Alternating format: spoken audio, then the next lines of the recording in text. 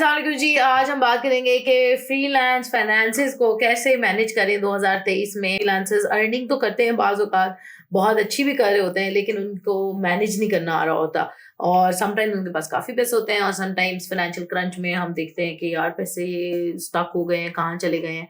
तो हम भी गलतियाँ करते हैं, सब करते हैं और उन गलतियों से जो हम सीखते हैं वो हम आप लोगों के साथ शेयर करते हैं ताकि आप वो गलतियाँ ना करें जो हमने अपने अर्ली ईयर्स में की थी। आज उनके बारे में बात करेंगे और इससे पहले कि हम आगे चलें, वीडियो को लाइक करें, शेयर करें, सब्सक्राइब करें चैनल को और रिंग नोटिफिकेशंस का बटन दबाएं ताकि हम आप तक हेल्पफुल कंटेंट पहुंचाते रहें। Okay ji, so number 1 is calculate your expenses. सबसे पहली चीज तो आपको पता होना चाहिए कि आपके मंथली कॉस्ट क्या है, आपका महीने का लिविंग एक्सपेंस कितना है, जिसके अंदर आपका किचन, आपका लिविंग, आप वो सब चीजें इंक्लूडेड हैं। ठीक है, आप रह रहे हो, खा रहे हो। अगर घर वालों के साथ रह रहे खा रहे हो तो चलो वो उनकी नवाजिश है, लेकिन आपने अपना एक्सपेंस कैलकुलेट करना है। ऑफिस में आप अगर उसमें कोई लैपटॉप इंक्लूड कर रहे हो, कोई आप बिजली इस्तेमाल कर रहे हो, कोई भी अगर आपने माइक रखा हुआ है, कुछ भी रखा हुआ है, तो उसका क्या एक्सपेंस है, कोई सब्सक्रिप्शंस हैं, उनका क्या एक्सपेंस है।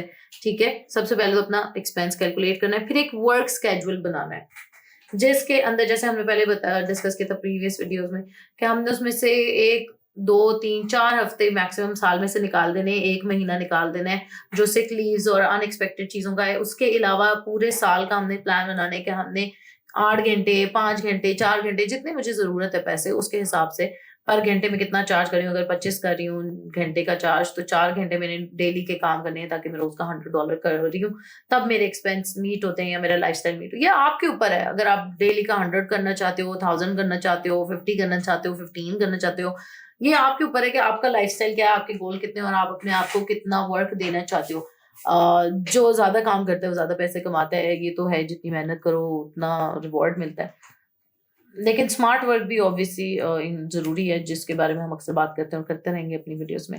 फिर एक होती है नंबर 3 थिंग, हमारे पास आ गई बेस लाइन। एक बेस लाइन जरूर डिसाइड करनी है कि इतना मिनिमम रेट पे मैं वर्क कर सकता हूँ मेरे लिविंग एक्सपेंसेस को मीट करने के लिए। $25 मैंने रख लिया अगर घंटे का, तो मिनिमम मैं 20 पे भी काम कर लूंगा। एक बेस लाइन सेट कर ली, या मतलब मैं अगर $15 पर आवर भी डेली 5 घंटे काम करता रहूं तो मेरा एक्सपेंस मीट होता है, तो मैं 15 की बेसलाइन सेट कर ली कि इससे नीचे नहीं जाना, इससे नीचे मेरा एक्सपेंस नहीं मीट हो रहा, मेरा सर्वाइवल तंग होता है।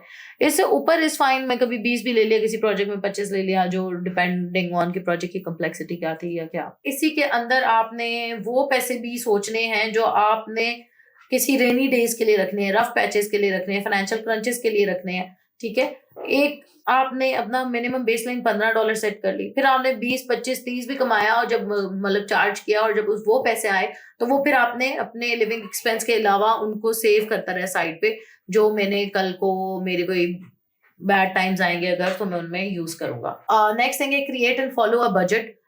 बजट जरूरी है बहुत ज्यादा, क्योंकि it will help you calculate कि आप कहाँ पे हो, कितना कमा रहे हो और कितना खर्च कर रहे हो, कितना आ रहा है, कितना जा रहा है, कितना सेव कर पा रहे हो। सबसे पहले तो जब भी पैसे आए सबसे पहले सेव करने चाहिए, सबसे पहले सेविंग के अलहदा करने चाहिए। उसके बाद जब आपने फॉर एग्जांपल विड्रॉ किए $1000, $2000, $3000, जो भी आपने विड्रॉ किया, उसमें से 10% 20%, जितना भी 20% 10% आपने सेविंग का अलहदा करना है। चैरिटी एक अलहदा चीज है, ठीक है, वो भी आप करें। ज़कात जो 2.5% लागू होती है, या चैरिटी जो आप है वो तो आप करें ही करें, 2% 2.5% 5%, वो तो आप करें, लेकिन ये सेविंग अलहदा चीज है उससे। ठीक है, सो बजट के अंदर आपने क्या करना होता है, अपने फिक्स्ड और वेरिएबल एक्सपेंसेस दोनों डालने होते हैं, और अपने अगर कोई टैक्सेस हैं वो डालने होते हैं। फिर अपने सेविंग्स का लिखना होता है कि मेरा कोई इमरजेंसी फंड या कोई रिटायरमेंट के लिए मैंने फंड रखा है, या कोई कैश फ्लो इश्यूज के लिए, अनएक्सपेक्टेड इवेंट्स के लिए, किसी भी 6 मंथ्स का सर्वाइवल मनी तो मेरे पास होना चाहिए एटलीस्ट। ठीक है, नेक्स्ट थिंग है हमारे पास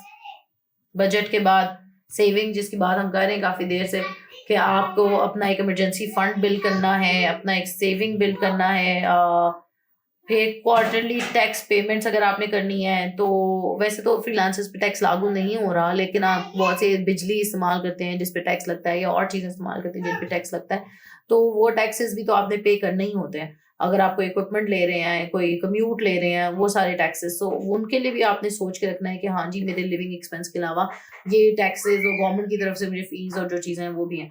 और ये बेसिक आपकी फाइनेंशियल मैनेजमेंट है जिसके अंदर आपने सबसे पहले जो पैसा आए वो आपने अपने सेविंग में डालना है और फिर आपने बाकी एक्सपेंसेस देखने हैं कि मेरे मंथली ये एक्सपेंस है। अब वो पैसा आना कितना है ये आपने डिसाइड करना है कि मैंने अगर 20% सेविंग के लिए करना है, लाख रुपया मेरा मंथली एक्सपेंस है, तो तकरीबन 1,20,000, 1,30,000, 1,40,000 इतना मुझे कमाना चाहिए। अब इतना कमाने के लिए मुझे रोज़ाना कितने घंटे काम करना है, हर घंटे का कितने डॉलर्स का रेट सेट करूँगा तो मैं महीने के घंटे पूरे कर सकूँगा। ये सारी चीज़ें आपने सिंपल मैथ है, आपने फिगर आउट करनी है। अपना एक इमरजेंसी फंड, ये बहुत ज़रूरी बात है। आप इसको एक अलग से पॉइंट ही कंसिडर करें। इमरजेंसी फंड ज़रूर बिल्ड करना है। 6 मंथ्स का जैसे-जैसे आपके पास पैसे आते रहेंगे, शुरू में आपके पास ऑब्वियसली इमरजेंसी फंड नहीं है, आहिस्ते-आहिस्ते आपने बिल्ड करना है। बट आपने एटलीस्ट 6 मंथ्स का अपने पास फंड रखना है। जब आपके पास पैसे आ रहे हो तो उसमें से आपने एक अपने फंड में सेविंग के अलावा है ये, ठीक है? उसके अंदर आपने डालते रहने हैं। This is about it. हाँ, एक चीज़ जो मैंने पहले ज़िक्र किया कि अपना चैरिटी, ज़कात इसके लिए भी एक सर्टेन आप परसेंटेज रखें अपनी टोटल इनकम में और उसमें से वो लाज़मी किया करें। ये आपको माल को पाक करता है और बरकत देता है माल के अंदर। अगर आपका कोई सवाल हो तो मुझसे ज़रूर पूछें। अपना बहुत ख्याल रखें। शय मोहब्बत बांटें। अल्लाह हाफ़िज़। Dankash.com 0304 1115786